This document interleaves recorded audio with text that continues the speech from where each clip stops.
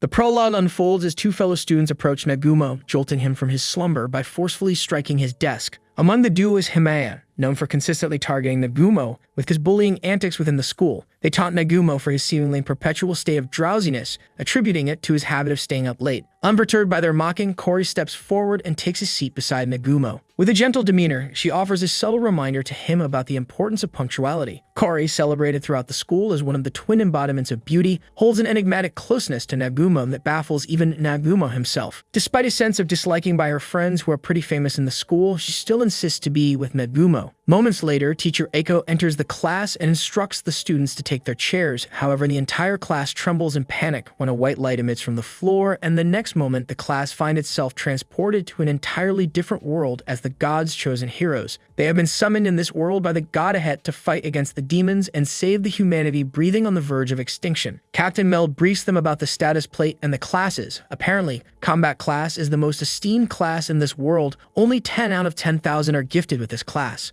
Cory earns herself the healing class, another rare class. Poor Nagumo's life does not change in this world as well. He is gifted with a pretty plain synergist class. Humiliated laughs at him for his poor ranking in this world. As the story progresses, we delve deeper to uncover whether Nagumo's life will undergo any transformative changes in this unfamiliar realm, or if he will persist in facing similar challenges. The anime begins with a guy named Hajime Nagumo awakening in a dangerous world called the Great Orcus Labyrinth, filled with monsters. Nagumo finds himself pondering his perilous circumstance and the looming specter of death, all while he endeavors to locate and escape. Despite his contemplative efforts, enlightenment regarding his predicament remains elusive. Amid this uncertainty, his attention is ensnared by a nearby bunny. The seemingly innocuous creature, however, unveils its true nature as a monstrous entity. To Nagumo's astonishment, the bunny effortlessly dispatches two other monsters through its potent barrage of attacks. Upon devouring two monsters, the bunny now turns to Nagumo. However, their encounter is interrupted when a larger predator arrives and kills the bunny, devouring it. Threatened to his core, Nagumo tries to escape, but the bear notices his movement and comes after Nagumo. Nagumo's vehement attempts to leave behind the bear fail when he sustains an army loss from the bear's attack. Despite losing the arm, Hajime recognizes that he has to drive off the bear to survive. Therefore, he uses the transmutation powers on repeat, which allows him to reshape objects.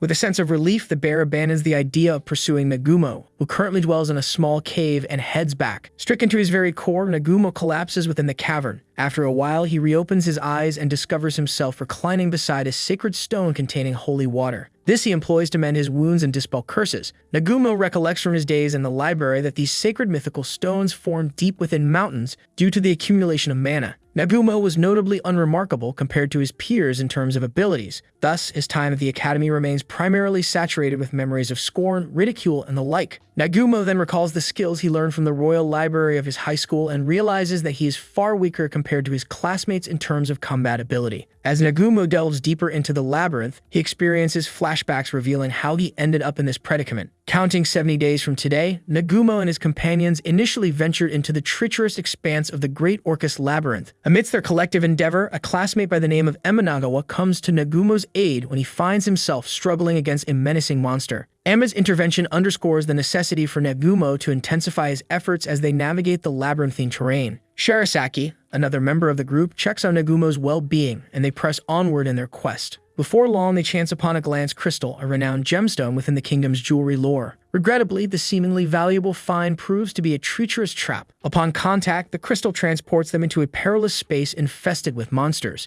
Confronted by imminent danger, the combined efforts of Cory, Captain Meld, Shizuku, and the other participants are marshaled to confront the demonic horde. Yet their opposition proves futile against the malevolent powers of the creatures. The group seeks solace in a divine protection spell for defense, but even this safeguard eventually falters. In this dire circumstance, Nagumo employs his transmutation ability to repel the encroaching monsters, allowing his classmates to advance across a bridge. However, when Nagumo turns back intending to depart the abyss alongside his companions, an unexpected turn of events transpires. Nagumo becomes the target of a direct attack from one of his teammates. Stricken by this assault, he plummets from the bridge's edge. The structure succumbs to the relentless onslaught of the monsters and crumbles, resulting in Nagumo's descent into the labyrinth's unfathomable depths. On the brink of death and feeling betrayed by his classmates, Nagumo questions why he chose to train in the Great Orcus Labyrinth. Determined to survive, he resorts to eating monsters for sustenance and manages to trap two wolf monsters. As he consumes their flesh, he experiences a peculiar sensation from the wolf's blood, but successfully survives. Examining his status plate, he discovers that his level has increased and gains additional skills related to lightning and wolf attributes. Nagumo creates a revolver-like weapon named Donner using his transmutation skills along with crafting and blasting bullets from different stones. With his newly acquired abilities, he defeats a bunny monster, further enhancing his skills. Eventually, he faces off against the bear once again to settle their scores from the previous encounter. Nagumo challenges the bear and easily avoids his attacks. Fuming and enraged, the bear unsheathes a tally of attacks on Nagumo, but he is well prepared for the combat. Nagumo's precision is evident as he delivers accurate bullet shots to the bear. Initially, his aim shatters the creature's arm, and swiftly thereafter, he delivers a headshot, decisively ending the confrontation. This successful encounter marks Nagumo's triumph in the rematch.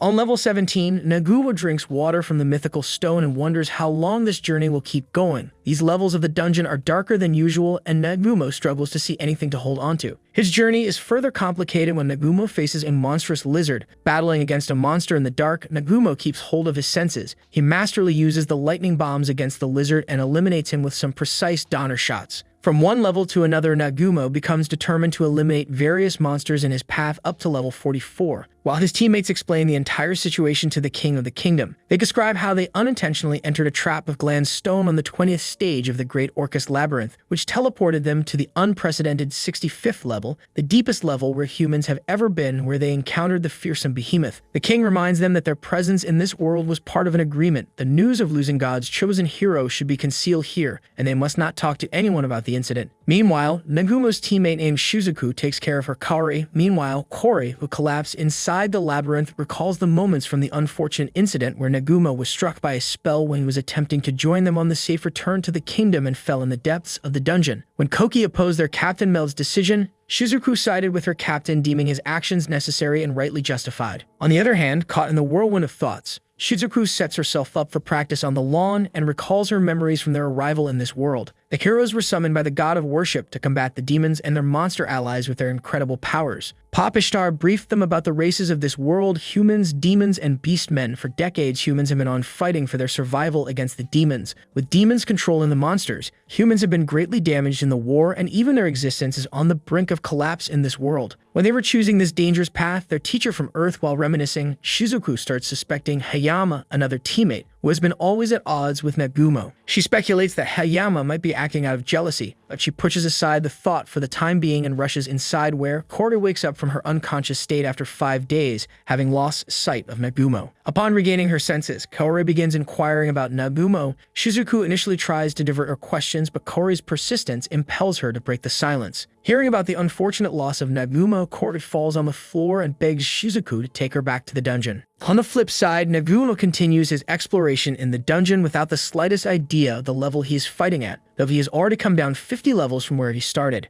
Nagumo is intrigued by the Pandora box and the closed doors in the depths. Wondering what might be hiding inside, Nagumo decides to open the gates with his transmutation powers, but he fails badly. His attempt to open the door awakens to huge monsters guarding the door. The monster lash at Nagumo, but he has evolved into a far stronger combat. Nagumo eliminates the monsters with his Donner shots and learns that the monsters have been hiding the key to the door inside their body. Behind the door, he discovers a girl who has been sealed within a stone. Nagumo had been expecting help in his expedition, but he is disappointed to rather find a girl incarcerated in this cubicle stone. When he turns back to leave, the girl pleads with him to help her. She goes on to reveal that she has been betrayed by her people. The girl reveals that she belongs to a long line of vampires and was sealed away by her uncle and the ministers due to her immortality and rapid healing powers. Utilizing his abilities, Nagumo successfully breaks the stone as he begins to step out in her natural skin. While Nagumo catches his breath after a strenuous session of immense power, the girl thanks Nagumo. The girl insists Nagumo name her. Nagumo names her Yu, after the moon and the earth, and the girl seems to like her new name. Their interaction is disrupted when Nagumo sustains severe injuries from the daggers shot at his back. Sensing a far stronger enemy in front, Nagumo hands over his coat to Yu and asks her to get on his back as he strides forward to face the scorpion monster. Despite his injuries, Nagumo unleashes multiple attacks in an attempt to defeat the monster, but his efforts prove futile. Nagumo shoots bullets at several parts of the body, however the metallic scorpion seems prone to the bullets.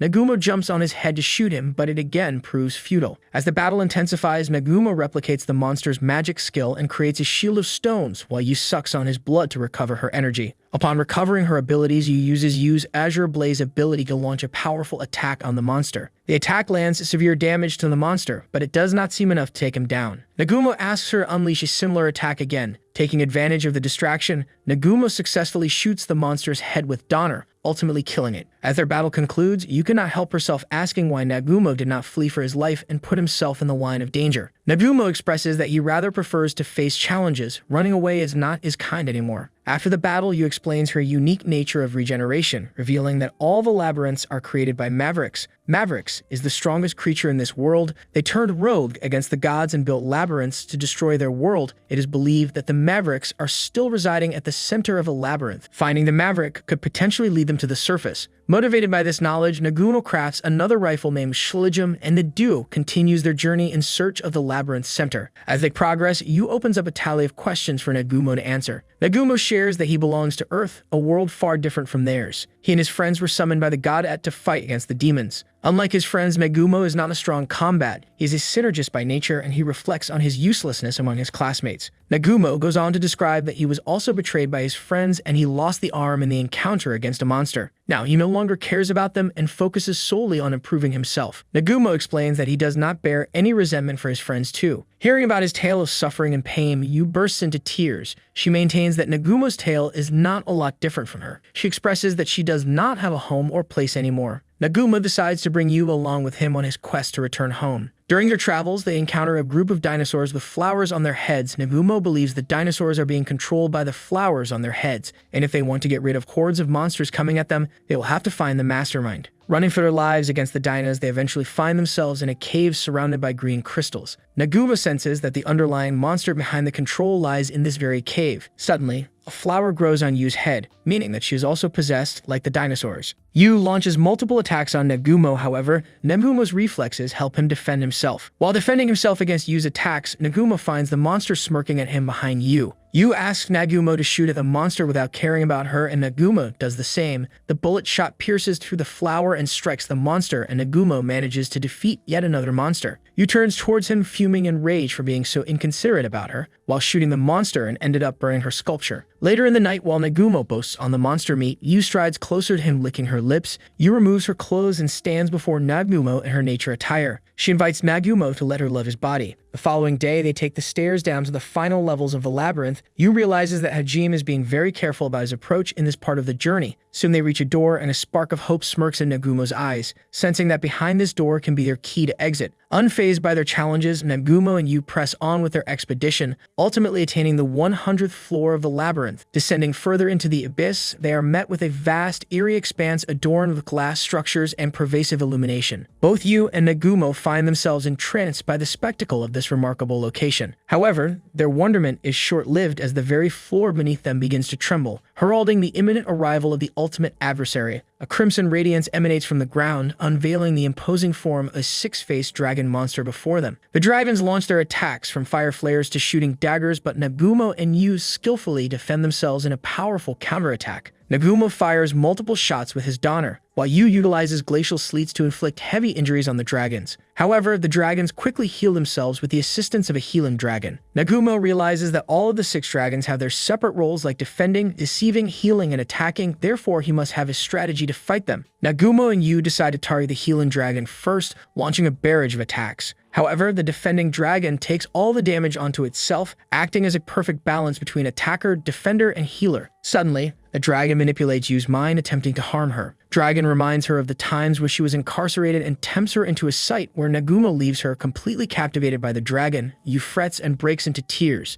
This is when Nagumo realizes that Yu is standing spell-bonded before a monster who is about to devour her. He rushes to her rescue, saving her from the illusion. With tears glistening in her eyes, Yu clings tightly to Nagumo. He responds by conjuring a protective shield and drawing closer to her. In a surprising move, he gently presses his lips against hers. This unexpected gesture washes over Yu with a profound sense of solace, igniting a newfound wellspring of confidence within her for the impending battle against the monstrous foe. Nagumo reaffirms their commitment, assuring Yu that they will overcome the challenge together and ultimately secure their safe return home. The embracement of love takes Yu to the absolute peak of her powers. She lashes at the monster and unsheathes a barrage of solid blows with her spells. Nagumo decides to grab his rifle and intensify his attacks. The dragon tries the manipulation trick on Nagumo, but he is psychologically far stronger than Yu and easily snaps out of the spell. Yu uses her Heavenly Blade spells and wipes out a few of the dragon heads, but the battle does not end here. There's far more left for them to face. The Guardian of the Depths intensifies its onslaught, directing increasingly fierce attacks at them. The dragon employs its fiery lightning breath against the cornered Yu. However, Nagumo's quick reflexes prompt him to step into the line of fire, shielding Yu from harm. His selfless act takes a toll on him, causing him to collapse in front of her, racked by injuries. Amid the chaos, driven by desperation and determination,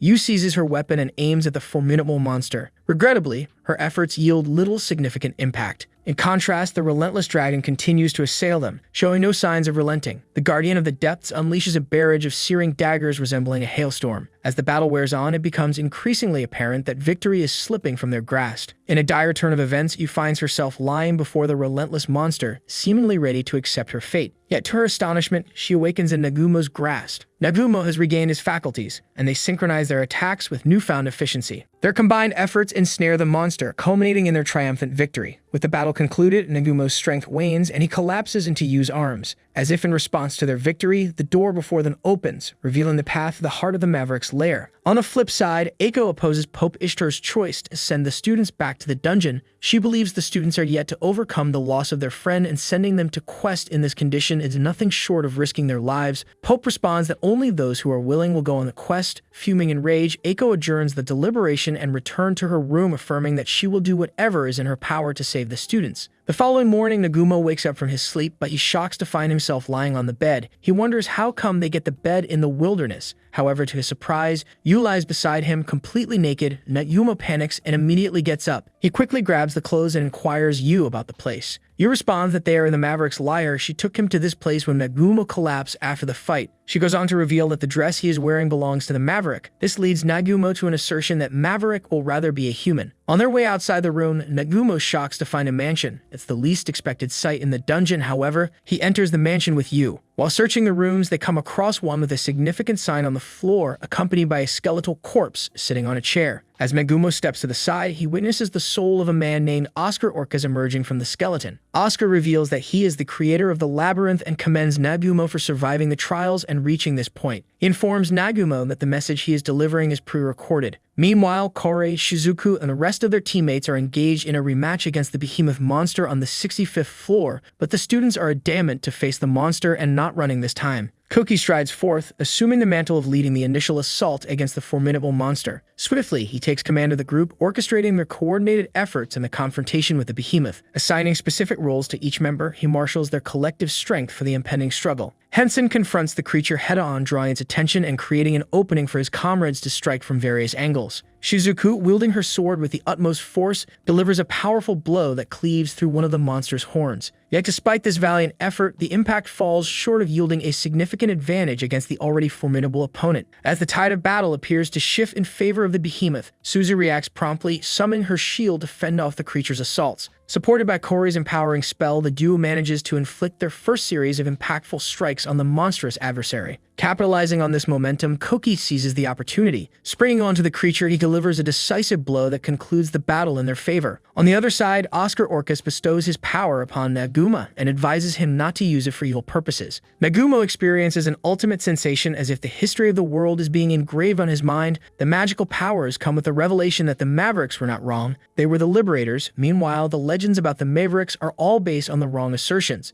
Both Yu and Nagumo bury Oscar's remains, only keeping the ring, which unlocks several places for Nagumo. Oscar has taught him the creation magic, and Nagumo can now create anything to his pleasure with this ability. Together, they learn different skills, and Nagumo crafts various weapons. Nagumo too ingests monster meat, harnessing its potential to elevate his capabilities. Temporarily putting aside the notion of raiding other labyrinths, he opts to concentrate on acquainting himself with the forthcoming obstacles. Months of rigorous training culminate in Nagumo's sense of preparedness to confront the imminent challenges. Addressing Yu, he cautions her about the perilous road they have chosen, highlighting the lurking threats of death that lie ahead. He emphasizes that their actions might incite opposition from not only the church and kingdom, but even the gods themselves. Despite this grim forecast, Yu remains steadfast in her determination. Her destiny is now intertwined with Nagumo's, and she stands resolute in her choice. While she anxiously waits, a menacing monster approaches her, triggering her fear for her life. She bolts away in search of help, desperately hoping for assistance. Just in the nick of time, Hajime and Yu arrive on the scene, causing the monster to hastily retreat. Relief washes over Shia as she sees her allies. However, Hajime and Yu seemingly disregard her and continue walking away. The tense atmosphere shifts when the monster unexpectedly reappears before Hajime. Swiftly reacting, Hajime draws his gun and with astonishing precision takes down the creature with just 2 well-aimed shots. She initiates her introduction to Hajime and Yu,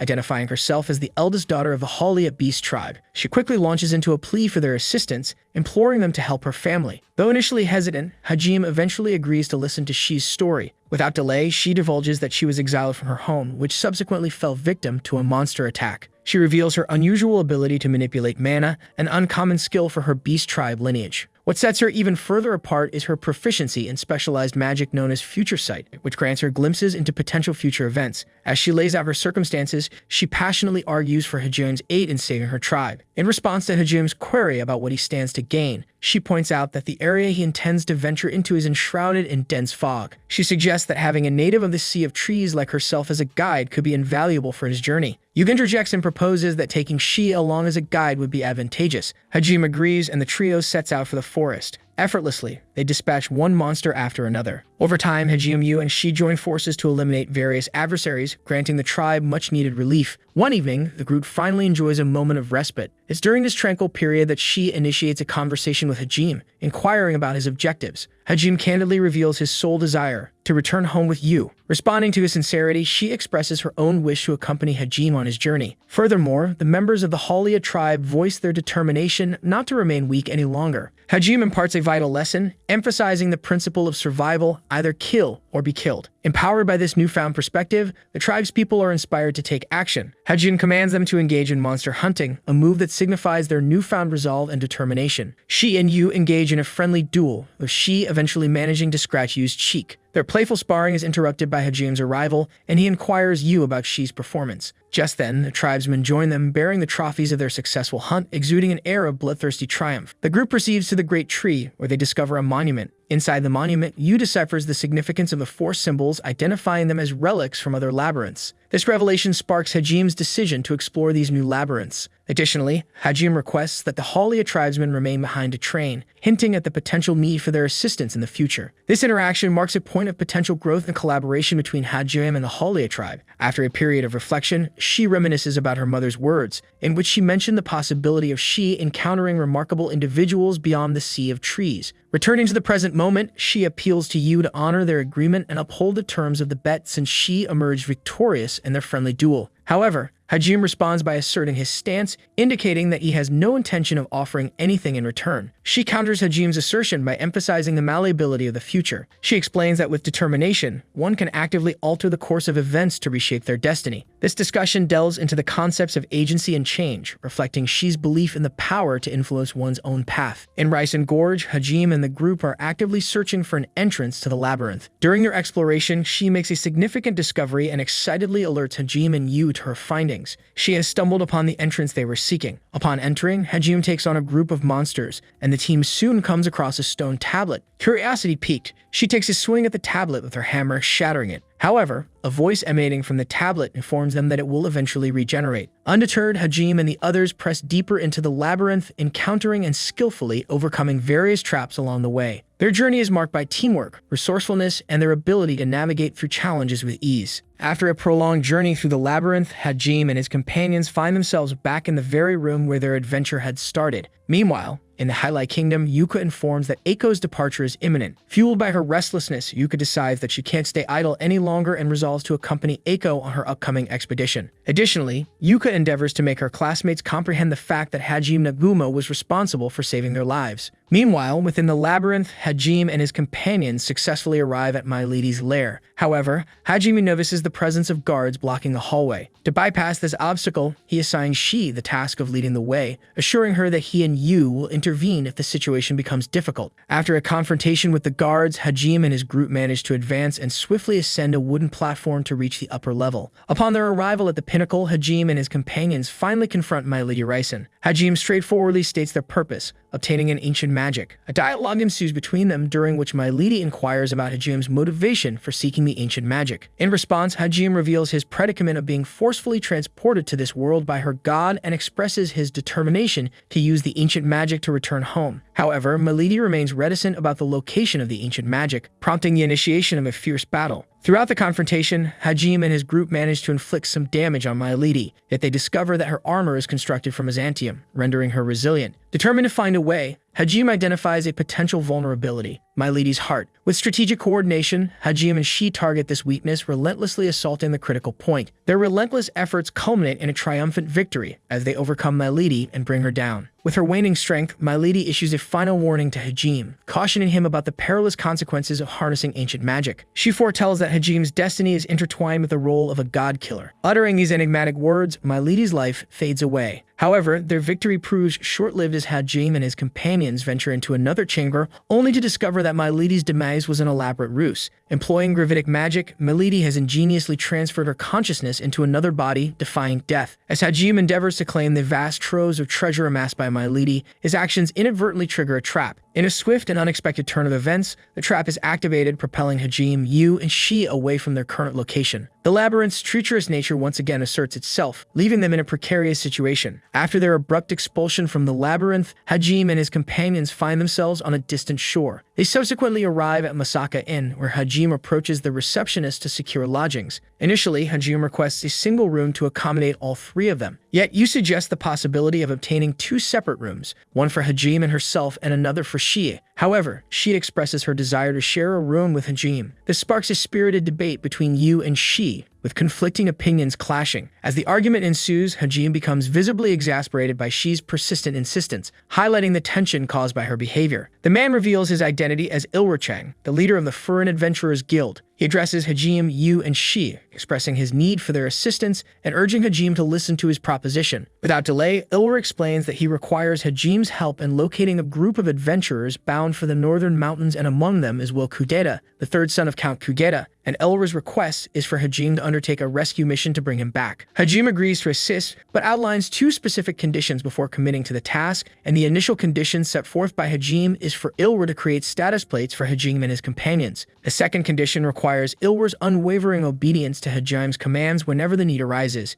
Ilra consents to these terms, and subsequently Hajim, accompanied by Yu and Shie, embarks on a journey to Ur, intending to proceed towards the mountain thereafter. Meanwhile, in the lakeside town of Eiko and her companions are partaking in a meal. Eiko, however, is visibly concerned about Shimizu's absence, noting that a week has passed without his return. The owner of the establishment approaches the group, delivering unfortunate news. The town is facing a shortage of food due to complications preventing traders from accessing essential supplies in the mountains. While their conversation unfolds, an unexpected arrival occurs, with Hajim and his companions joining them. Eiko's eyes light up as she recognizes Hajim and rushes toward him. Surprisingly, Hajim feigns ignorance and deliberately avoids acknowledging Eiko. As the group settles down for a meal, Hajim persists in disregarding Eiko's presence. Despite Eiko's inquiries about his unexpected appearance, Hajim offers evasive responses. Abruptly, a Templar knight interrupts their gathering, displaying disrespectful behavior towards Shie. In response, Hajim takes swift action, rising from his seat and promptly dispatching the knight with a gunshot. While Yukaki reflects on the memory of Hajim saving her from a demon attack, Hajim addresses Eiko and the rest of the group, advising them not to obstruct his path. In return, he pledges to refrain from taking any hostile actions against them. Following this declaration, Hajim and his companions depart. As the night sets in,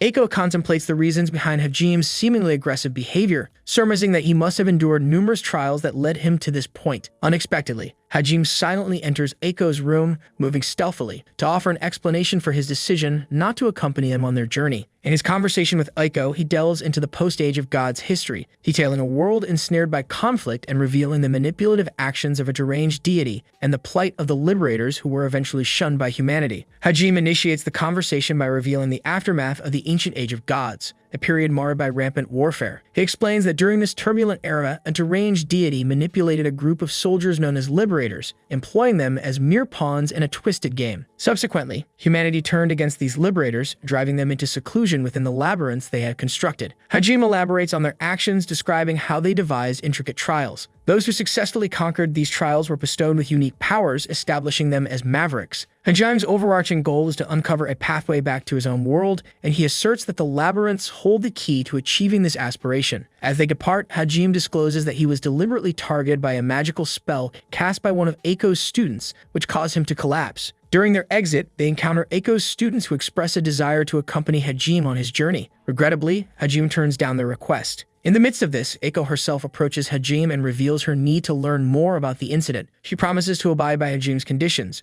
assuring him that once their conversation concludes, she and her students will separate from the group. While journeying on the Brise, Aiko informs Hajim about Shimizu's disappearance. As they halt, Hajim deploys Ornis, automatons capable of detecting humans. These devices are equipped with peering stones linked to Hajim's sight. Through the use of Ornis, Hajim makes a significant discovery, an abandoned shield and a discarded bag. This prompts him to delve deeper into the matter, leading the group to encounter large footprints of a quadrupedal creature. Their investigation takes them to the mountains, where they sense a hidden human presence behind a cascading waterfall. Yu employs her magical abilities to unveil a concealed passageway, granting them entry. Inside the secret chamber, they locate Will Kugeta, achieving the primary objective of their mission. Hajim takes the initiative to introduce himself to Will, explaining his role in the rescue mission as per the directive of the Fern Adventurers Guild's leader. However, as the conversation unfolds, Will reveals the imminent danger posed by the Black Dragon's presence and succumbs to feelings of guilt for the loss of his fellow comrades, leading him to believe that he is unworthy of survival. While seizing Will by the collar, Hajim endeavors to dispel his misguided self-blame and negative perspective on life. As they exit, Hajim leads the way back to the guild. Suddenly, their path is disrupted by an aggressive attack from the Black Dragon. The dragon readies his breath attack, prompting Hajim to swiftly conjure a protective shield. The force of the breath strike places immense strain on Hajim's defense, hinting at its impending collapse. Recognizing the urgency, Yu and Shi leap into action to aid Hajim. With the combined might of Yu's Heavenly Calamity spell and Shi's powerful blow, they manage to temporarily incapacitate the dragon. However, the creature regains consciousness, launching a retaliatory strike that incapacitates Shi, sending her tumbling to the ground. Hajim takes charge of confronting the dragon and sensing the impending danger, he instructs Aiko to lead the others to safety. Despite numerous attempts and strategies, the situation remains dire. After a series of persistent assaults, Shi delivers a decisive blow with her hammer, bringing the dragon to its downfall. Upon further investigation and questioning, it is revealed that the dragon is actually a dragonborn. Through Kajim's persuasive efforts, the dragonborn divulges her unsettling story. She explains that she had been fleeing her home and, exhausted, took refuge on the mountain. There she was approached by an individual clad in a black robe who subjected her to a potent spell, enslaving her will. Subsequently, she's been under the oppressive influence of this magic, with no control over her actions.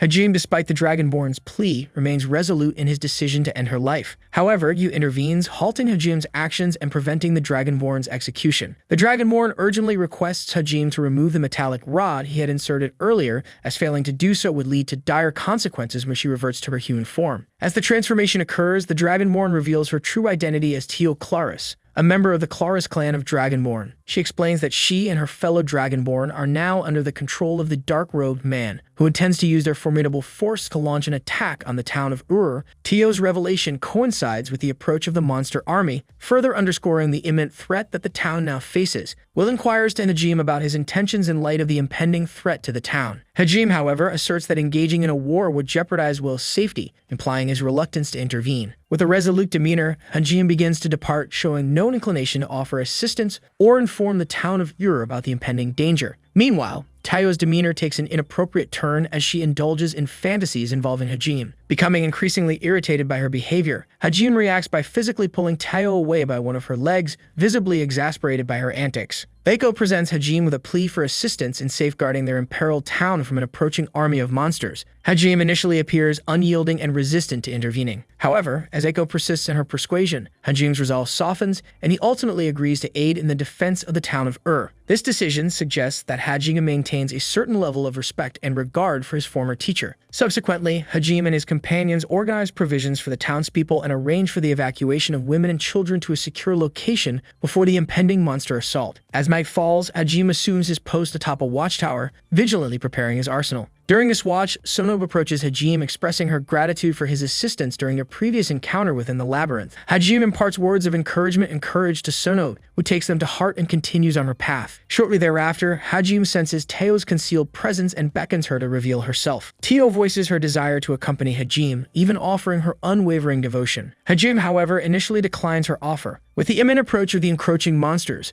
Hajime shifts his focus to the townspeople of He turns towards them and delivers a speech, rallying their spirits and boosting morale. In his address, Hajime shares inspiring words about Eiko, motivating the townspeople and emphasizing her significance in the face of the impending danger. Following Hajime's rousing speech, he swiftly takes action, delivering the initial decisive blow that incapacitates a demonic dragon. The battle escalates into a large-scale engagement where Hajime and Teo unleash powerful splash attacks that wreak havoc among the horde of monsters. However, Teo's energy depletes, causing her to enter a temporary rest, while Yu also struggles due to her diminishing mana reserves. In response, Hajime summons his bike and, accompanied by Shi, charges into the fray to confront the leader of the monster horde. Amid the fierce battle, Hajime and Shi successfully eliminate numerous adversaries. During this intense skirmish, Hajime spots the black-robed man observing from a rocky hill. Determined, Hajime and Shi approach the black-robed man, who is mounted on a demon wolf, and Hajime swiftly incapacitates him, halting his spectating. The shocking revelation emerges, unraveling the true identity of the enigmatic black-robed man as none other than Shimizu. He unveils his motive for orchestrating the chaos, explaining that his intent was to showcase his greatness. Shimizu's actions took him north into the mountains where he aimed to capture a monster. In a fateful encounter, he formed a sinister pact with a demon, sealing his determination to eliminate Eiko. In the midst of the escalating crisis, Eiko clings to her unwavering faith in Shimizu, extending a glimmer of hope for his redemption. Despite her attempts, Shimizu remains resolute in his malevolent plans. The tension reaches a breaking point as Shimizu wields a needle laced with lethal monster poison, holding Eiko captive and placing her life in immediate peril. In a tense moment, Shimizu demands Hajime to surrender his firearms.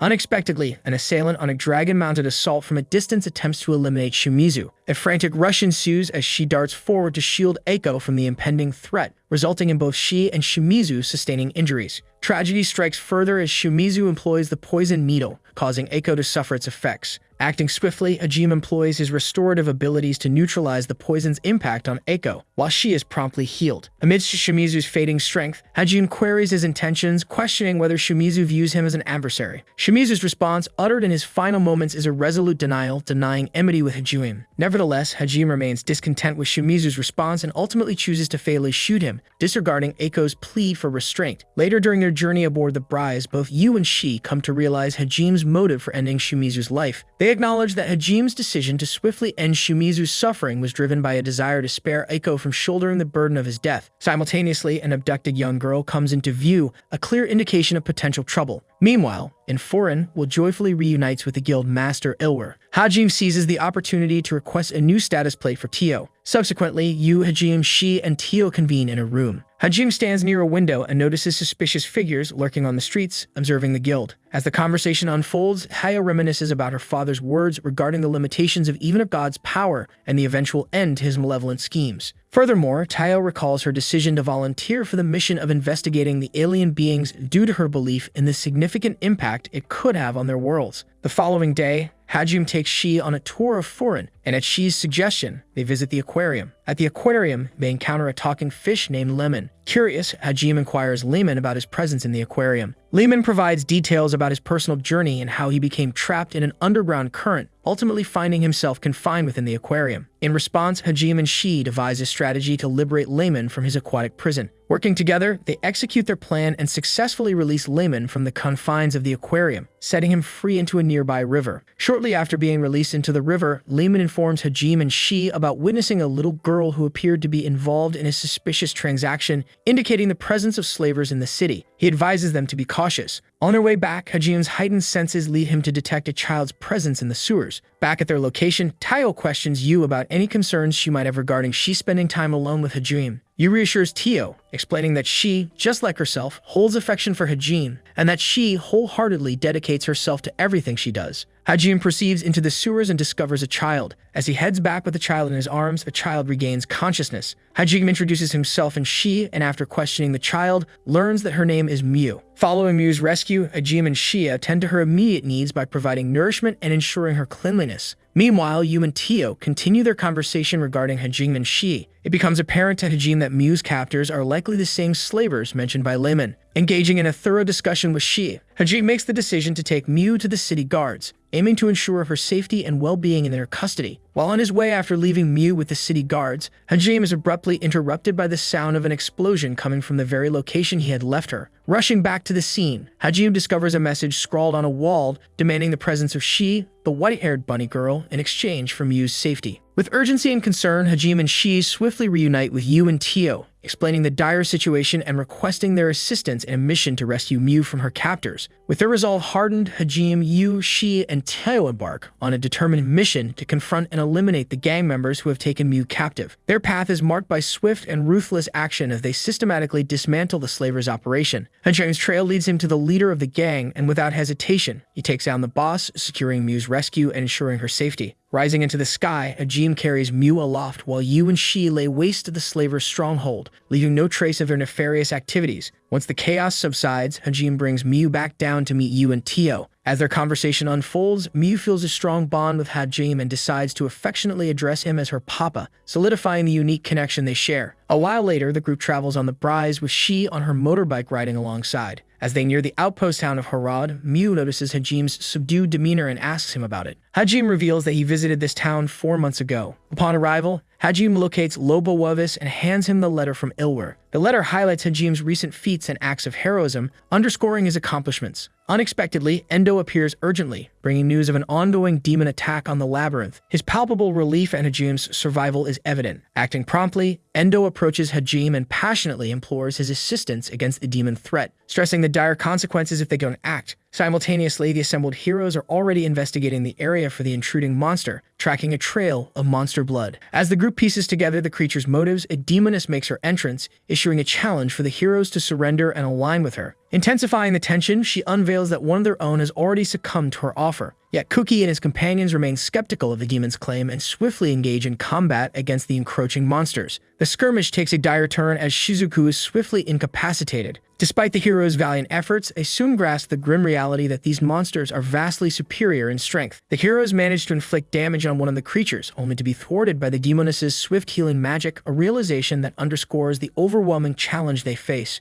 Recognizing their predicament, Shizuku instructs Endo to relay the situation to Captain Meld, an encounter that would unexpectedly bring Endo and Hajime together. As the heroes continue their struggle against the formidable monsters, a sudden surge of energy enables Koki to unleash his powerful limit break skill, obliterating one of the creatures. Tragedy strikes amidst the chaos as Taniguchi falls victim to the ruthless demons. Grief-stricken, Shizuku rushes to Koki's side, urging him to recognize the futility of their situation and the overwhelming power of the demoness. She delivers a resounding slap, attempting to bring Koki back to reality and persuade him to retreat. Meanwhile, Endo hastens to inform Captain Meld about the dire circumstances. Unbeknownst to Hajime, a pursuing demon is closing in on him. Captain Meld courageously confronts the demon, urging Endo to flee while he valiantly engages the creature head-on. Meanwhile, high atop the mountain, Eri and Hayami are consumed by fear for their friend's safety, advocating for the possibility of yielding to the demon lady's proposition. Amidst this tension, the battered and wounded Captain Meld makes a desperate appearance, only to meet a tragic fate as the demon lady arrives and ruthlessly ends his life in front of the heroes. In the midst of these events, Lo implores Hajime to assist in rescuing their companions. However, Hajime firmly communicates to Endo that these individuals are strangers to him, lacking any significant connection. As the battle rages on, Kuki unleashes his limit break once more, successfully inflicting harm upon the demon lady. The act of ending a life deeply unsettles Kuki, leaving him visibly shaken and momentarily vulnerable. Exploiting this vulnerability, the surrounding monsters launch a relentless assault on Kuki, eventually overpowering him and causing him to lose consciousness. Meanwhile, at the guild, Endo persists in his efforts to convince Hajime to help. Stirred by their shared past memories, Hajime ultimately relents and agrees to provide his assistance to the imperiled heroes. Simultaneously, Shizuku displays exceptional courage by confronting the formidable monsters head-on, though her bravery exacts a heavy toll as she suffers severe injuries. In a critical moment, Kaori rushes to Shizuku's side to provide assistance,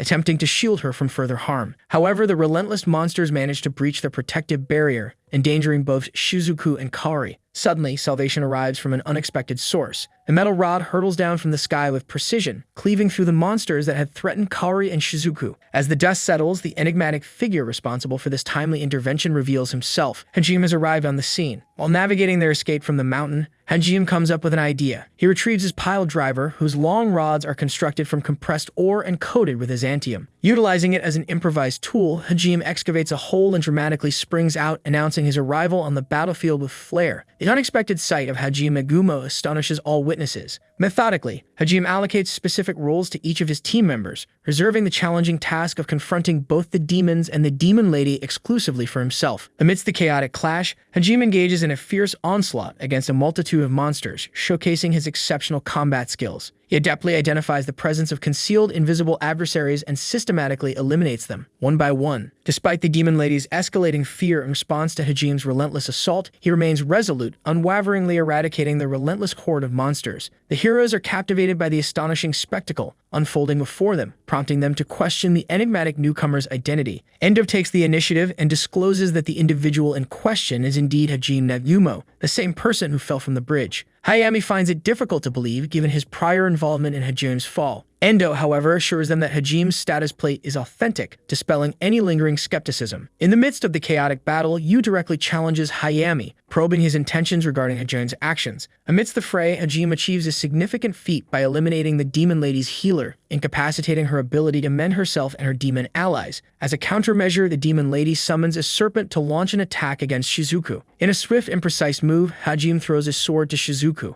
allowing her to effortlessly slice the snake into pieces. As the demon lady attempts to flee, Hajime effortlessly intercepts her, preventing her escape. He explains that he has deduced that the monsters were created through ancient magic, and the demon race acquired the ability to use this magic by conquering a formidable labyrinth. In the following moments, Hajime readies himself to confront and eliminate the demon lady. Amidst the chaotic aftermath of the battle, Kuki fervently tries to obstruct Hajime's unwavering determination. Despite Kuki's heartfelt plea, Hajime remains resolute, brushing aside his former friend's appeals. Ignoring Kuki's objections, Hajime takes decisive action, raising his weapon and decisively ending the life of the demon lady. The atmosphere then shifts to Tanabuchi and Meld, who are skillfully tended to by Shi. In the aftermath of this intense ordeal, emotions run deep, prompting Kaori to approach Hajime with a mix of relief, gratitude, and affection. The weight of the moment leads her to tightly embrace him, a gesture that conveys her immense relief at his survival. As the group embarks on their journey back, an undeniable tension hangs in the air between Hajime and Kuki. The unspoken turmoil between them is impossible to ignore. With a keen sense of perception,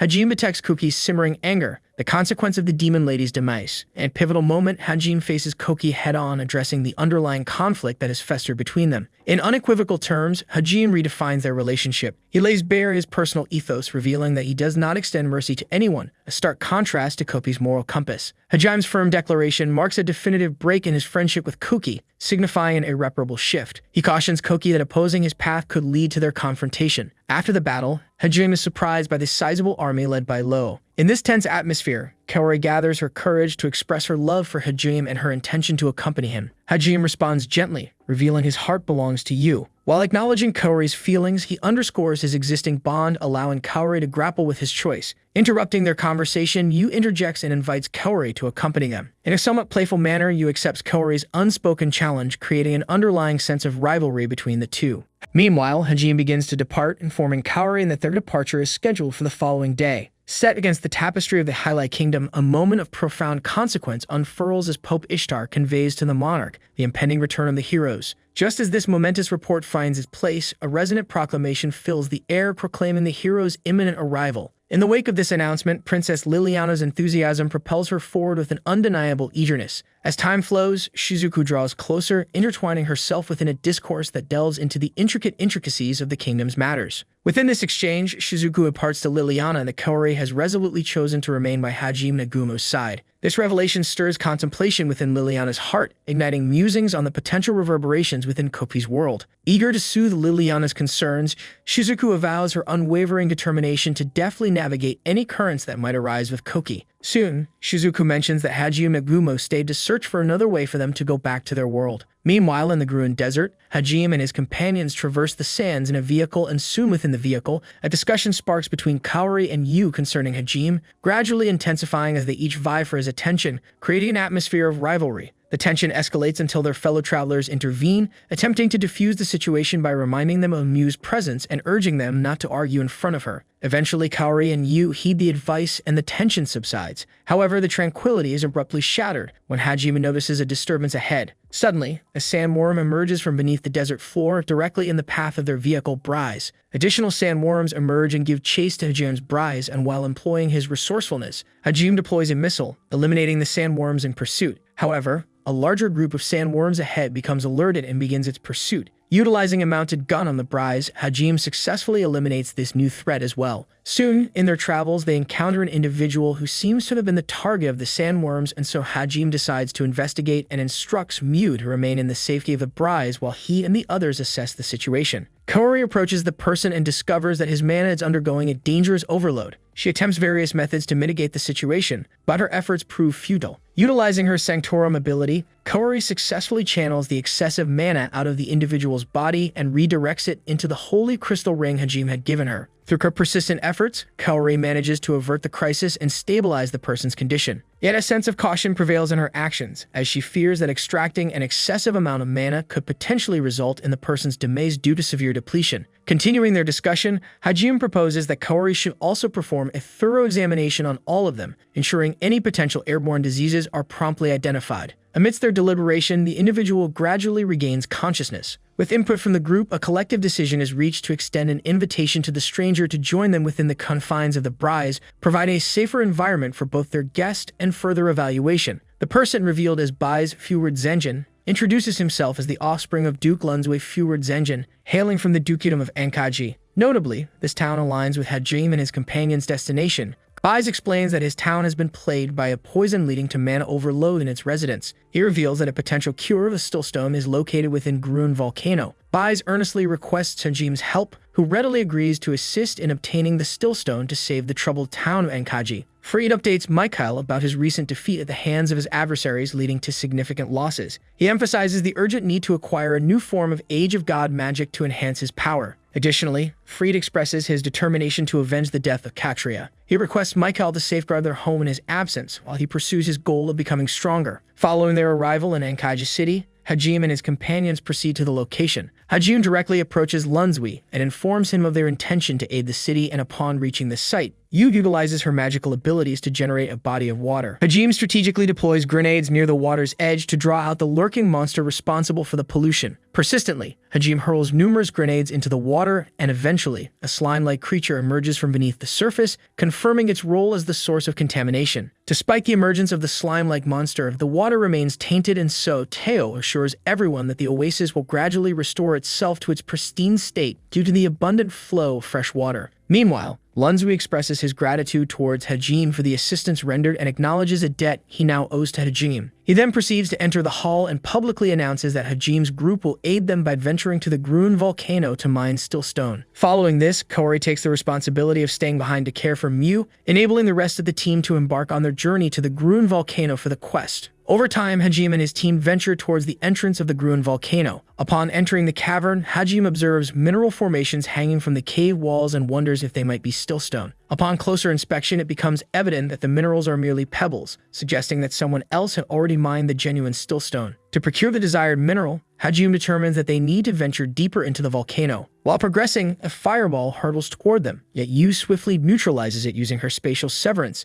dissipating the threat. Adding to their astonishment, a blazing bull materializes before Hajime and his team, poised for confrontation. Acting swiftly, she steps forward, charging at the fiery adversary and effortlessly dispatching it with a single powerful blow. Following this encounter, the group takes a much-needed respite as the escalating heat begins to take its toll. While resting, Teo offers an insightful perspective to Hajime, suggesting that these trials might be orchestrated by the Great Labyrinth to test his ability to maintain focus in extreme conditions and adeptly respond to unexpected ambushes. This fresh insight prompts Hajime to reconsider his approach and understanding of the challenges they face. After a brief interval, Hajime and his companions embark on a boat to navigate a river of flowing lava. Unexpectedly, their vessel cascades down what appears to be a lava waterfall, depositing them into a river adorned with countless stillstones embedded within its walls. The sight of this precious mineral glinting in the rock formations leaves them in awe, signaling the potential success of their mission. Without hesitation, Hajime sets his sights on the nearby island, only to be met with a sudden onslaught of serpentine adversaries erupting from beneath the lava. Swiftly discerning the threat, Hajime employs his specialized ammunition to eradicate the threatening reptiles. Yet to his astonishment, the defeated snakes regenerate, persisting with renewed vigor. Hajime soon comprehends the nature of the challenge. To secure the coveted 100 gems, they must vanquish a staggering 100 snakes. Seizing the opportunity, Tio, Shi, and Yu engage in a spirited competition, vying to outpace one another in their quest for snake eliminations. A fervent race ensues, each member of the team displaying their combat prowess and determination to secure the gems. As the frenzy unfolds, the triumphant trio triumphs over the scaly onslaught, methodically reducing the snake population. Ultimately, the last remnants of the snake adversaries dwindle down to a mere 5.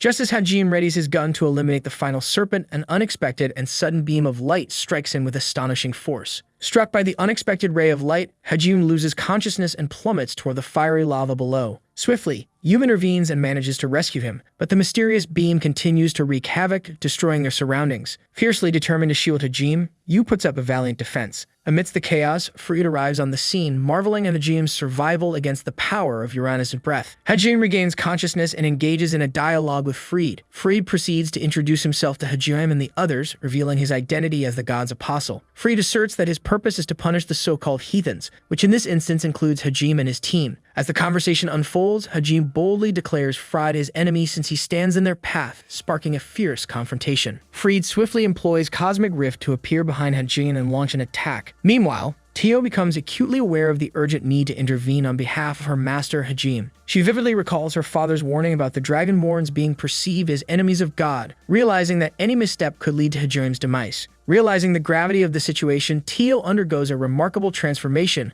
morphing into a formidable black dragon with a resolute determination to directly confront Freed. Sensing the imminent danger posed by the fearsome black dragon, Freed promptly calculates that a tactical retreat is the most prudent decision, acknowledging the potential peril and the ominous possibility of his own demise. However, his hasty exit is abruptly halted as Hajime launches himself into action with a fierce determination, unleashing a relentless barrage of potent attacks against Freed. The ensuing battle unfolds with relentless intensity, and despite their valiant efforts, Freed and his dragon companions ultimately manage to escape the fray. Despite emerging victorious, Hajime is left depleted of his energy, teetering perilously close to the precipice and the molten lava below. Just as it seems he's about to fall, Tio swoops in, flying through the air to catch Hajime in mid-air, preventing his potentially disastrous fate. Freed acknowledges that he may have underestimated Hajime's true potential. Despite this recognition, Freed remains unwavering in his determination to eliminate Hajime. As tensions escalate, Freed destroys the cornerstone, triggering a surge of lava that begins to rise menacingly. Faced with this dire situation, Hajime devises a daring plan. He urges Tio to make her escape through the roof, delivering a poignant message to Kari and Miu.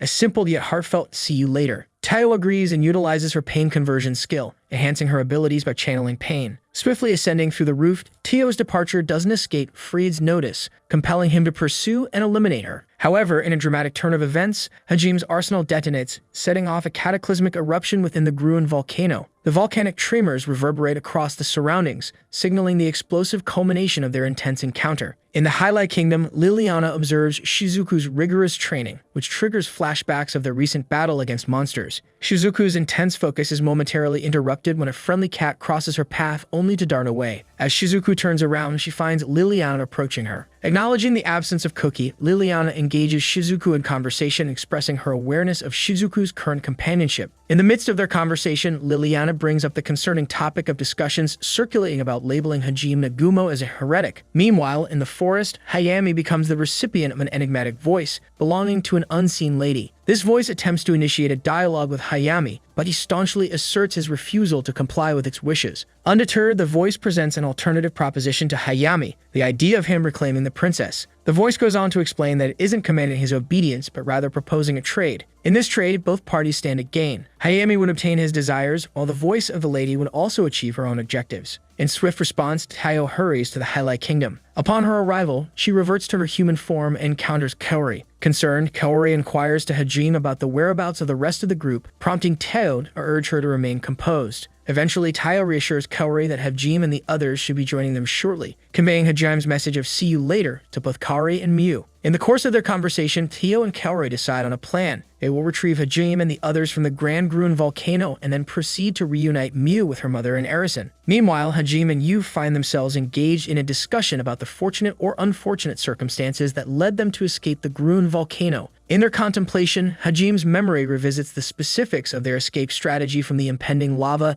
and the perilous circumstances they confronted. Guided by their determination, Hajim and his companions reached a door leading to a room wherein a conspicuous magic circle caught their attention. As Hajim, accompanied by Yu and Xia, positions themselves within the center of the circle, a prompt materializes before them, bearing the inscription, "I sincerely hope that the future of the humankind will be based on free will." Yu then discovers the evidence of their achievement, and Hajim suggests a daring plan to escape by swimming through the lava. He reveals the existence of an underwater vessel he designed, which they intend to use for this unconventional journey. However, Hajim's perception changes as they progress. He realizes that the situation is not a volcanic eruption, but rather an external force pulling them downward. This prompts them to seek safety away from Ankaji, understanding that proximity might not be the wisest choice. Eventually, their course leads them to the ocean's surface, where they find themselves. Suddenly, Hajim and the group are confronted by a group of sea creatures, but Hajim skillfully deals with them. Unexpectedly, Miu, Tio, and Shi appear from the sky. The reunion is heartwarming, and everyone is relieved to see Hajim unharmed.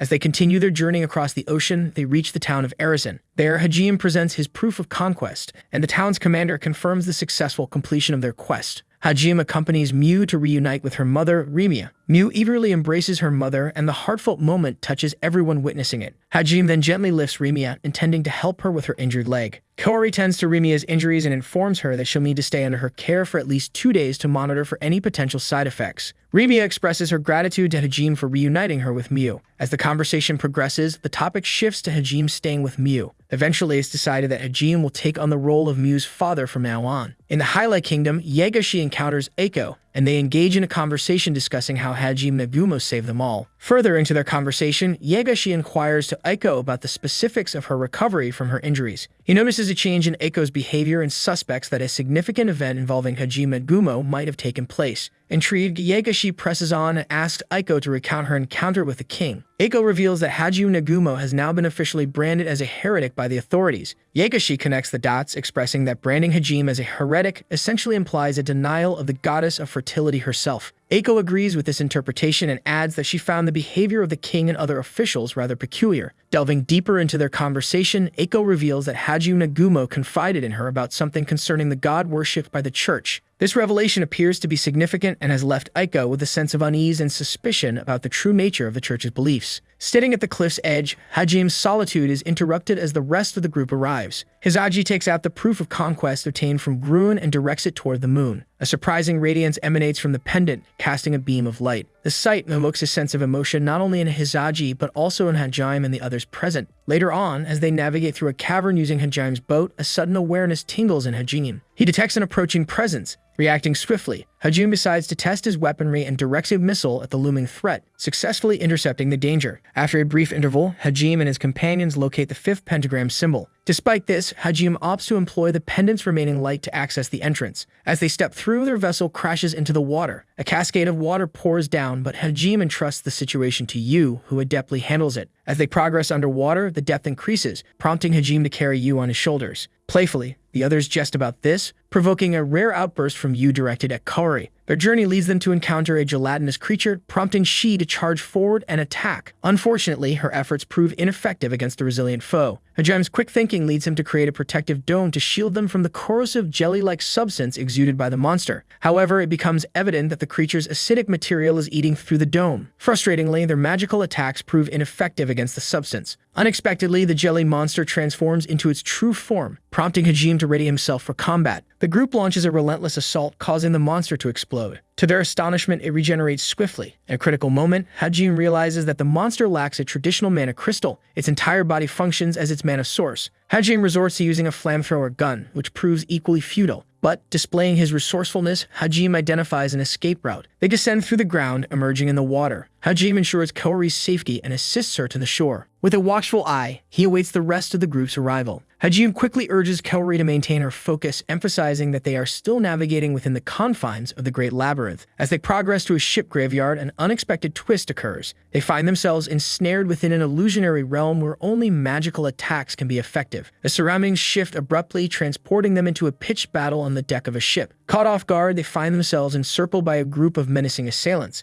Amid the tense situation, Hajime's mind races to find a way out. With a surge of determination, he devises a daring strategy to confront their adversaries head-on. Displaying remarkable courage, he and Kaori launch into action, engaging the enemies with calculated intent. In a surreal twist, the illusory scenario dissolves abruptly, and they are jolted back into reality, leaving them to grapple with the abrupt transition. After a moment of respite, Hajime and Kaori engage in a conversation regarding the pivotal role you played in saving Hajime. During this exchange, Hajime delicately attempts to convey to Kaori that he wishes for her to distance herself from him. He candidly admits that his heart is solely devoted to you, regardless of the closeness he shares with others. Kaori appears deeply wounded by his words, the impact evident on her demeanor. In a different context, a nun approaches Hadayama Eiko, beckoning her to accompany her to the Divine Mountain. Utilizing her charm, the nun endeavors to possess Eiko, a tactic met with resistance by Eiko, despite her unintentional resistance. Eiko's strength in fending off the influence leaves an impression on the nun, who acknowledges Eiko's potential usefulness and assures her that her life will be spared, as she envisions Eiko becoming a valuable pawn in her schemes.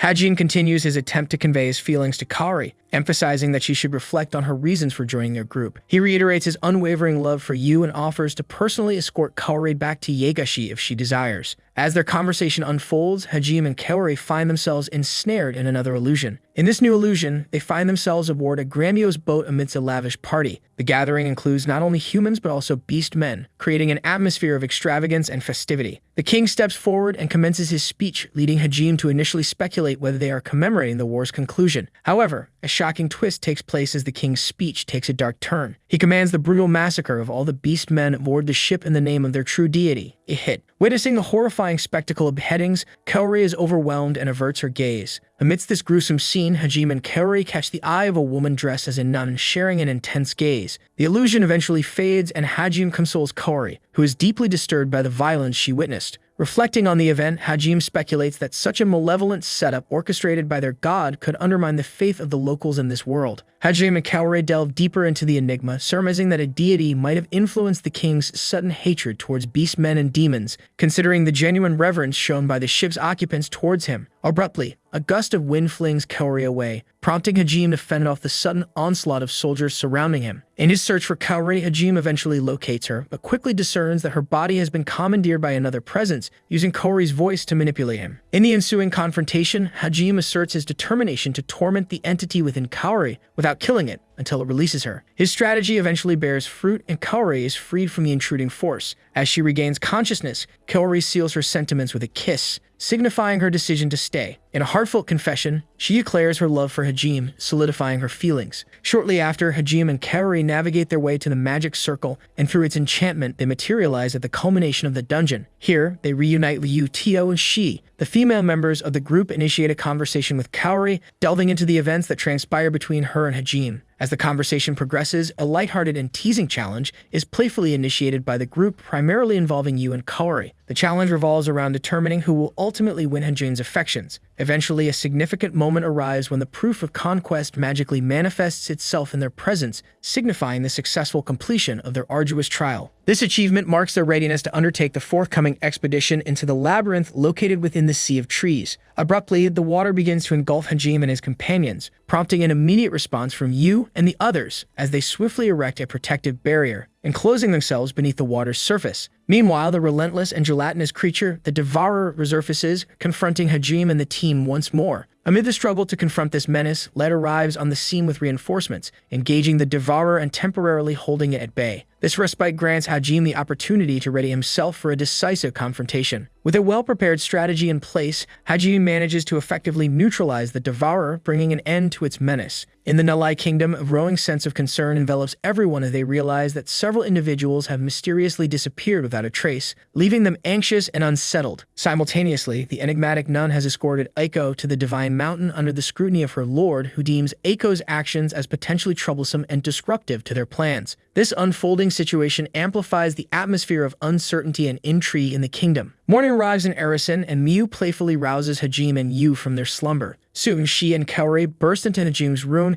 extending an invitation to join them for breakfast. Gathered around the table, Miu's curiosity leads her to inquire about Hajime's plans, prompting him to mention his intention to construct new equipment. Miu eagerly offers to assist him in this endeavor. As breakfast unfolds, Miu engages in a spirited game of tag with the other girls, filling the air with laughter and energy. Meanwhile, Hajime finds himself lost in thought, contemplating how to break the news to Mew about their imminent departure. Suddenly, Remia emerges from the water's depths, expressing her gratitude to Hajime for his assistance. In that moment, Hajime realizes that Remia is already aware of their impending departure, prompting a bittersweet realization to settle over him. Yet rather than urging him to remain, Remia offers Hajime the wisdom to follow his path. Heeding her counsel, Hajime musters the resolve to share his departure plans with Mew. Amidst this, a comical scene unfolds as the other women playfully vie for Hajime's attention, each attempting to outdo the other in their efforts to impress him. Eventually, Hajime sits Mew down and gently breaks the news that he will be departing the following day. Heartbroken, Mew's tears flow freely at the thought of their impending separation. Over time, her emotions find steadiness, allowing her to bid Hajime and the others a tearful but resolute farewell. Hajime offers reassurance, promising Mew that once their current journey concludes, he will return with the others to retrieve her. As days pass, Hajime enjoys precious moments with his companions, sharing his resolute commitment to traverse worlds and introduce Mew to his homeland, Japan. A sense of unity and purpose envelops them. Time moves on, and Mew arrives to announce that dinner is prepared, marking another shared moment. The dawn of the following day arrives, and it's time for Hajime and his companions to bid a fond farewell to Mew and Remia. They exchange heartfelt wishes of luck and success for their respective journeys, reinforcing their bonds and setting forth on new paths. Amidst the unfolding events, Liliana finds herself evading contact with others, disturbed by witnessing Eiko's abduction by the nun. Adding to her concerns, Liliana's father's recent behavior raises suspicions. In the Divine Mountain, Eiko inquires to the nun about her objectives, only to be told that her departure from their plans has rendered her knowledge unnecessary. Simultaneously, Freed rallies his demonic forces, determined to vanquish those he deems heretics. His impassioned speech ignites his army's march forward. In the Highlight Kingdom, a soldier named Jose delivers troubling news to the commander. Numerous troops are displaying signs of the ominous phenomenon known as the Void.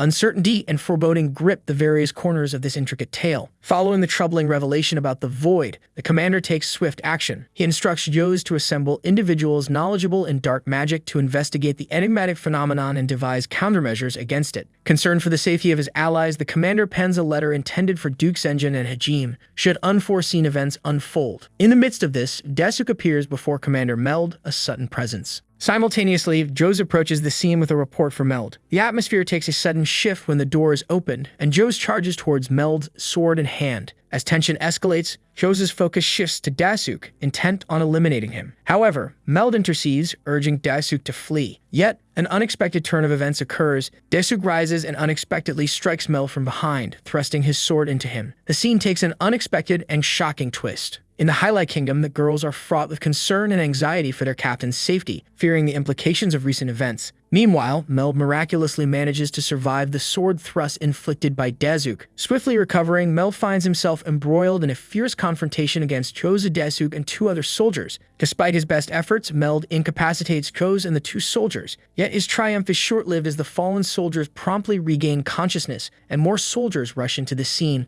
poised to bring Meld to an end. Faced with overwhelming odds, Meld opts for a hasty retreat, choosing to escape through a window to preserve his life. As he makes his desperate exit, Moon appears before him, driven by her devotion to Ihit. In the name of the deity, she launches an aggressive assault on Meld, further complicating his dire situation. Inside the Kingdom Hall, Desuke encounters a mysterious girl who reveals that Noint's intervention was orchestrated according to her design. Continuing, she underscores that Meld's absence has cleared the way for their grand scheme's execution. Meanwhile, during their travels, Hajime and his companions come upon a tumultuous scene. Roughly 15 guards display a remarkable determination as they courageously repel a formidable group of 40 bandits. Hajime is deeply impressed by the guards' unwavering resolve as they defiantly hold their position despite the overwhelming numerical disadvantage. However, the bandits ingeniously breach the guards' protective barrier, causing it to dissolve and leaving the guards vulnerable to the assailants. Witnessing the situation unfold, Hajime reacts swiftly by accelerating and utilizing the mounted weapon on Bryce to eliminate the bandits. Following their defeat, he promptly instructs Kaori to tend to the wounded guards. Unexpectedly, Liliana emerges from her concealment and hurries towards Kaori. Their paths converge, and an introduction between Liliana and Hajime ensues. Soon after the introduction, Hajime inquires to Liliana about the purpose of her presence, and in response, Liliana discloses that Eiko has been abducted, shedding light on the reason for her unexpected appearance. Inside Bryce, Liliana recounts the unsettling turn of events that transpired in Highlight Kingdom. She shares her growing suspicions about her father's peculiar behavior and the unusual lethargy afflicting the knights. Liliana elaborates on her journey, detailing her path that eventually led her to cross paths with Hajime and the others. In response, Hajime offers his assistance to Liliana, primarily driven by his sense of responsibility for Aiko's predicament. Furthermore, Hajime is driven by his curiosity to unveil the mysteries of the Age of Magic within the Divine Mountain. In another place, Aiko contemplates the cryptic mention of an irregular by the nun. Slowly, the pieces come together in her mind, revealing that the nun was referring to none other than Hajime himself. As this revelation strikes her, Hajime surprisingly emerges, coming to Aiko's rescue and thwarting her captors. After reuniting, Hajime goes on to offer Aiko a thorough account of how he successfully tracked her down, shedding light on his resourcefulness and determination. As their conversation deepens, Aiko expresses both apologies and gratitude for Hajime's rescue. Accepting her gratitude with grace, Hajime humbly declines her apology. Their discussion takes an abrupt turn as the sound of the capital's barrier being shattered reaches them. Hajime alerts Aiko to the impending demon attack and the invasion of Highlight Kingdom. Urgently, he instructs Aiko to rendezvous with Amanagawa and the others, promising a conversation later. However, the urgency is intensified as both Hajime and Aiko are targeted by a disintegration attack. With swift reflexes, Hajime and Aiko evade the assault, revealing a new threat in the form of Noint. The encounter introduces Hajime to Noint amidst the chaos, as Liliana and her companions stroll through the corridors of Highlight Kingdom. A sudden shattering of windows signals the breach of the protective barrier. Liliana swiftly comprehends the situation at hand. In response to this breach, Tio employs a device engineered by Hajime to relay critical information to Kari and the rest. The message unveils a dire reality: a substantial horde of demons and monsters amassing just 1 kilometer away from the capital. After a period of consideration, Yu and Shi decide to confront Fried as a form of retaliation for his harm inflicted upon Hajime. They head towards Tio, yet Hajime urgently redirects Tio's attention to Aiko's safety, enabling him to engage in battle unhindered. Concurrently, as Yu and Shi stand within the tower, Fried launches an attack. Through swift and skilled maneuvers, both Yu and Shi adeptly evade Fried's assault, showcasing their agility and quick reflexes. After a period of time, Yu and Shi confront Fried and his forces head-on. Engaged in a battle of exchange, their clashes yield no significant results. Recognizing this stalemate, Fried takes decisive action, ordering his right-hand man to engage with Shi, while he focuses on confronting Yu. Following further confrontation, Yu employs her spatial abilities, creating a portal. This action transports the right-hand man, a portion of his forces, and Shi to an alternate location, setting the stage for a separate showdown. Freed from Shi's presence, Fried and Yu now square off directly, intensifying the conflict. The right-hand man, driven by resentment, reveals to Shi that Cadlia, who she had slain, was his intended partner. Unmoved by his emotional disclosure, Shi maintains her cold demeanor and dismisses his attempt at eliciting sympathy,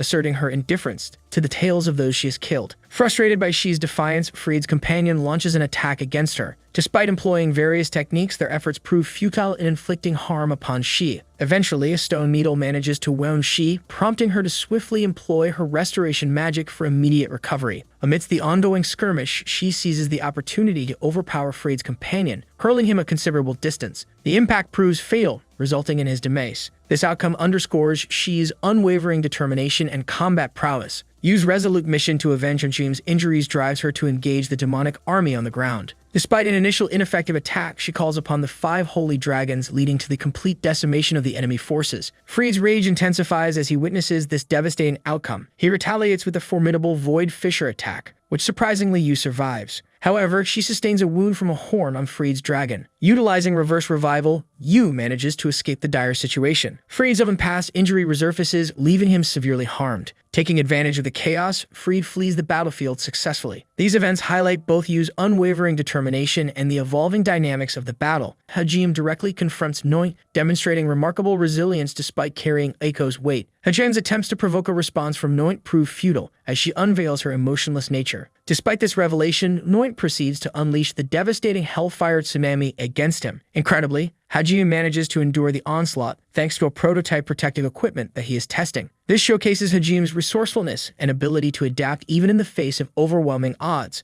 This leads to a conversation between Hajime and Noint. Inquisitive, Hajime queries Noint about her decision not to send him back to his world. Noint explains that Iet, a higher entity, has alternate intentions for Hajime. It desires for Hajime to perish before achieving his ultimate objective. As the discourse unfolds, Noint launches another attack. Just in the nick of time, Tayo arrives in her formidable dragon form, utilizing her breath to deliver a forceful counterattack that sends Noint reeling. This sequence captures the tense encounter and the entry of a new player onto the battlefield. Subsequently, Hajime carefully moves Eiko to Tio's back, instructing them to depart from the scene. In a determined resolve, Hajime opts to remain behind and confront Noint in a final showdown. While Tio transports Eiko to safety, Eiko expresses her desire to assist Hajime. After some persuasion, Tio concedes and allows Eiko to aid in dealing with those who impede Hajime's progress. In a separate arena, Hajime and Noint engage in a fierce confrontation. Initially, their powers seem evenly matched as they exchange attacks. Despite their efforts, neither gains the upper hand. However, Hajime begins to notice a significant disparity. Noint's energy remains unyielding while he struggles to maintain his own. The tide shifts as Noint starts to overpower Hajime, expertly thwarting each of his attacks. Hajime's realization of Noint's seemingly boundless energy and his own waning strength accentuates the intensifying struggle between the two formidable opponents. Adding to Hajime's challenges, his limit break approaches its time constraint, pressuring him further. To counter this, Hajime summons additional equipment and detonates it, subjecting himself to the resulting blast in a strategic move aimed at weakening Noint. As the battle continues, Hajime discerns a vulnerability, a crack forming in Noint's sword. Swiftly capitalizing on this revelation, he shatters the weapon, leaving Noint defenseless. Fueled by determination, Hajime's frenzy intensifies, propelling him to unleash a formidable assault upon Noint. This culminates in Hajime's successful defeat of his adversary. Following this climactic victory, an explosion catches Hajime's attention nearby.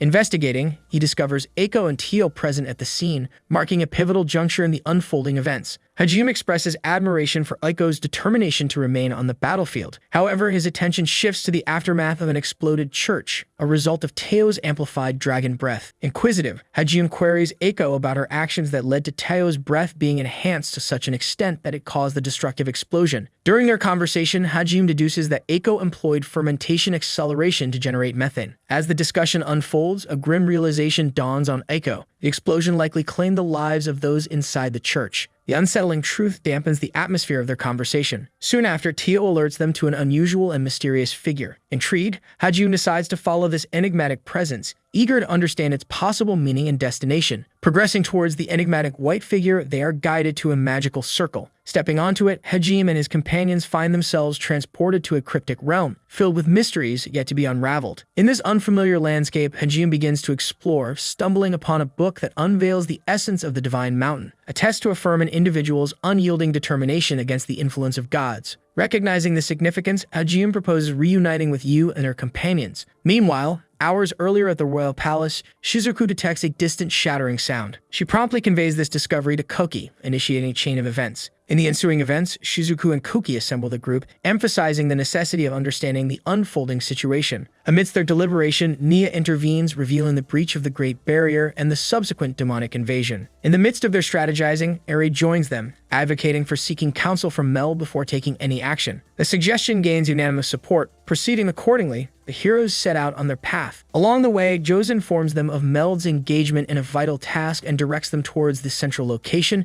reinforcing the urgency of their mission. As the heroes progress toward the center, an unsettling feeling of suspicion begins to envelop them. This unease becomes palpable when Hozi initiates a speech, wielding the Beacon of Light. In a shocking turn of events, the beacon's activation results in all the heroes, with the exception of Shizuku, being ruthlessly stabbed. Soon after, Nia urgently approaches Shizuku for assistance, yet her actions are anything but expected. She, too, plunges a blade into Shizuku, incapacitating her. Simultaneously, Eri unveils her orchestrations, revealing her calculated manipulation of the situation. Shizuku finds herself astounded by Eri's presence and the extent of her machinations. Stepping boldly onto the battlefield, Eri directs her focus toward Koki, declaring her possession of him. In the ensuing moments, Eri reveals to Shizuku the motivation behind her elaborate scheme, the sole purpose of securing an eternal existence alongside Koki within this realm. Eri discloses her manipulation of necromancy to imbue the animated soldiers with the ability to communicate through her unique necromantic spell, Spirit Binding. Furthermore, Eri admits her cunning deception of Suzu, cunningly masquerading as her trusted confidant to gain Suzu's trust. This revelation serves as a testament to Eri's strategic manipulation and the depth of her calculated actions. In a swift and treacherous sequence of events, Eri advances towards Shizuku, her intentions dark and calculated. Her plan involves employing the necromancy spell to manipulate Shizuku, with the sinister aim of using her as a tool to eliminate Kaori. Just as Eri is about to carry out her deadly scheme, a sudden interruption shatters the tense atmosphere. Kaori, accompanied by Liliana, arrives on the scene with an assertive presence, forcefully pushing back the impending threat. Hayami approaches from behind, Liliana's joyful reunion takes a harrowing twist as it becomes evident that Hayami too has fallen under the sway of the necromantic influence. In a shocking turn,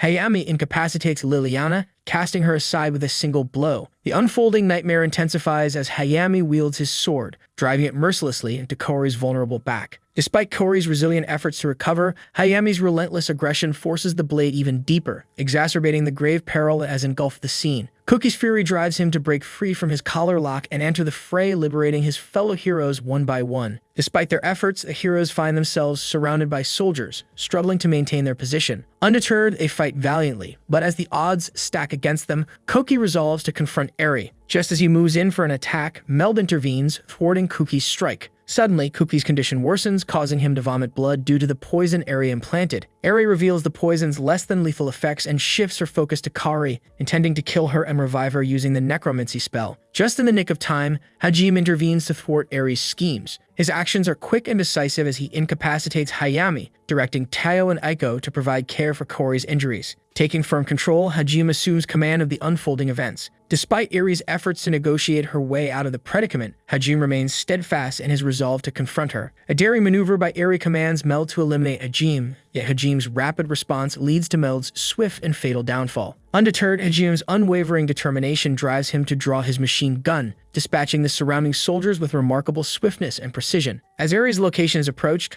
Hayami launches a futile attack on Hajime, only to be effortlessly thrown out of the church. In the midst of the chaos, Freed also appears at the palace and demands Hajime's surrender, emphasizing the massive horde of monsters surrounding them. Unperturbed, Hajime counters by summoning a mighty laser from the sky, unleashing a destructive show of power that annihilates the entire swarm of demons and monsters. The resulting devastation forms a perfect circle around the palace, showcasing Hajime's overwhelming strength and determination. Furthermore, Hajime confronts Freed and issues a stern warning, threatening to unleash the same devastating force upon him if he doesn't leave immediately. Freed's fury ignites, and he vehemently vows vengeance against Hajime, shouting his determination to make him pay. Seizing the distraction, Eri seizes the opportunity to escape with Freed from the battlefield once more. Meanwhile, Hajime makes arrangements for the others, directing them to take Kaori to a safer location atop the mountain for her injuries to be tended to. Amidst the chaos, Hajime notices Shizuku's distress and approaches her, providing comfort and reassurance. He assures Shizuku that Kaori will recover, offering words of solace that manage to alleviate some of her anxieties. The following day, Liliana peruses through the documents and learns the detailed account of the events that transpired at the royal palace. As she reads, Liliana discovers that the king met his demise at the hands of the enigmatic nun, who also managed to capture Aiko before vanishing without a trace. Meanwhile, Hajime ascends the mountain's peak to inquire about Kaori's condition. There he is met by Yu and the others, who provide him with the reassuring news that Kaori is on the path to recovery. Subsequently, Hajime approaches Aiko, engaging in a conversation about the recent tumultuous events. Delving deeper, Hajime inquires whether Aiko feels remorse for obliterating the church and the lives within it. Aiko candidly responds that she does not harbor regrets. In a poignant moment, Hajime imparts a heartfelt request to Aiko, encouraging her to bear the weight of her actions and to allow herself to feel regret, as it is an essential aspect of their humanity. He turns his back to her, extending an empathetic offer for her to release her pent-up emotions and cry to her heart's content. Meanwhile, Koki finishes his training session with Shizuku, only to be joined by Liliana. They engage in a discussion regarding the recent harrowing events and the painful losses they have endured. Amidst their conversation, Koki expresses his skepticism and lack of trust towards Hajime,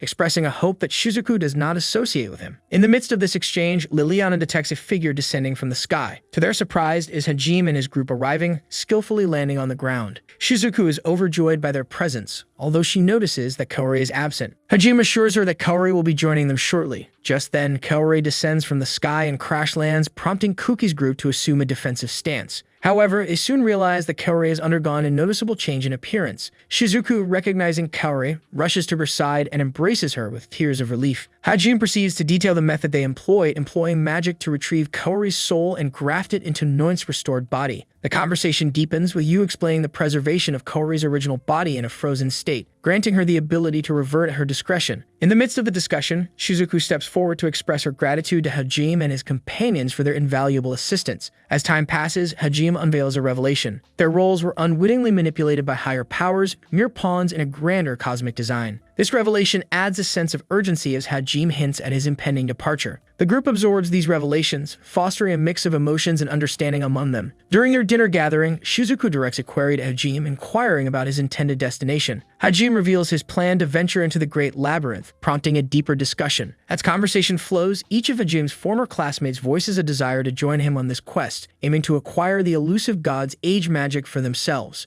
Initially cautious, Hajime eventually consents to their participation, granting permission for them to accompany him. However, astute Yu discerns Hajime's ulterior motive, an intention to employ them as a shield and decoy for potential dangers. In the midst of these deliberations, a light-hearted yet somewhat awkward atmosphere prevails as the ladies once more express their fondness for Hajime. Playfully vying for his attention, they offer morsels of food from their plates to him. Amidst this spectacle, Shizuku can hardly conceal her unease, evident in her discomforting response to the flirtatious display taking place before her. As time passes, a peculiar situation arises when Tayo playfully asks Hajime for a reward, requesting him to give her a firm spank for safeguarding Eiko. Following the dinner, Yu awakens to discover Hajime absent from their bed. She finds him on the terrace, where Hajime shares his plans with Yu. After the events of the day conclude, they intend to retrieve Miu. With preparations complete, the group assembles, ready to embark on their journey to the formidable Great Labyrinth.